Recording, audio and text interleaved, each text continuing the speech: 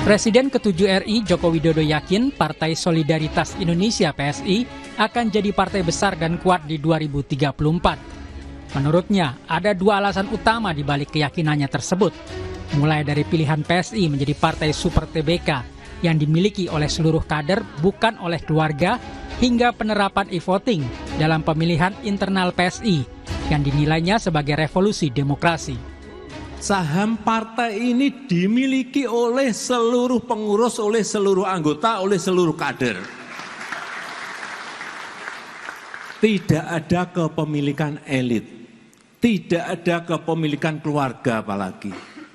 Semua memiliki saham yang sama. Dengan ini mestinya seluruh anggota, seluruh kader itu bersama-sama ikut membesarkan partai karena memiliki rasa yang sama terhadap kepemilikan partai.